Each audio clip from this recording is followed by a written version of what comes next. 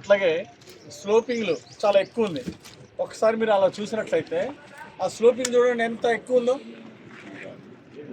So ఈ రాళ్ళు చూడండి పైనుండి వచ్చి ఎట్లా పడ్డాయో, ఇక్కడ పైనుండి వచ్చి ఈ రాళ్ళు ఎట్లా పడ్డాయో రేపు ఈ రాళ్ళని కింద పడతాయి.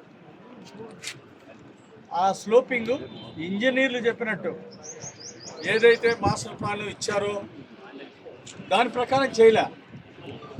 ఇంకా దాని ప్రకారం ఇంకా స్లోప్ ఇంకా చాలా తగ్గించాలి, హైట్ తగ్గించాలి.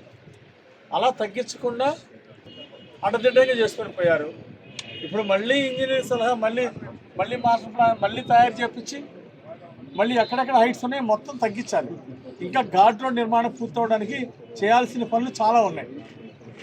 లెవెల్ బాగా ఎక్కువ ఉన్న దానికి స్లోపింగ్ బాగా ఎక్కువ ఉన్న కాడల్లా వాహనాలు పోవడానికి బస్సు ఆర్టీసీ బస్సులు ఇలాంటి వాహనాలు పోవడానికి కూడా ఇబ్బందికరమైనటువంటి డీప్ హైట్స్ ఉన్నాయి, పెద్ద పెద్ద హైట్స్ ఉన్నాయి. అవన్నీ కూడా తగ్గించాలి. సో ఇంకా ఘాట్ రోడ్ నిర్మాణం పూర్తి అవడానికి సమయం పడుతుంది. ఇంకా హైట్స్ కూడా తవ్వి లెవెల్ చేయాల్సినటువంటి హైట్ స్లోప్ తగ్గించాల్సినవి చాలా చోట్ల ఉన్నాయి.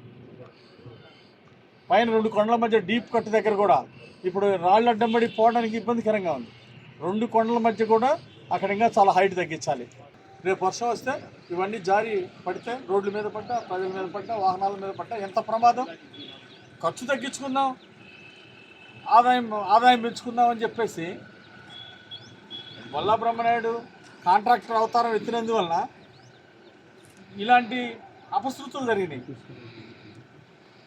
చేతులు దులుపుకుందామంటే ఇలాంటి పరిస్థితులు ఉంటాయి. ఖచ్చితంగా వీటన్నిటినీ మళ్ళీ భావితరాలకు ఇబ్బంది లేకుండా ఇలా వదిలేకుండా మళ్ళీ దీన్ని ఇంజనీర్లు పిలిచి స్పెషల్ ఇంజనీర్లు పిలిపించి దీన్ని ఎలా సరిచేయాలో అనేది ఖచ్చితంగా మాట్లాడి దాన్ని ఆ వర్క్ని టేకప్ చేస్తాం. ఇక్కడ ఎక్కడైతే అవసరం ఉందో అక్కడ మొత్తం కూడా రిటైనింగ్ వాల్స్ కడతాము. అలాగే వర్షం పడ్డప్పుడు నీళ్లు పోవడానికి డ్రైన్స్ సదుపాయం కల్పిస్తాం. అప్పుడు రోడ్లు పాడైపోకుండా ఉంటుంది. రేపు తార్ రోడ్డు వేసినా పాడైపోద్ది. ఈ విధంగా ఉంటే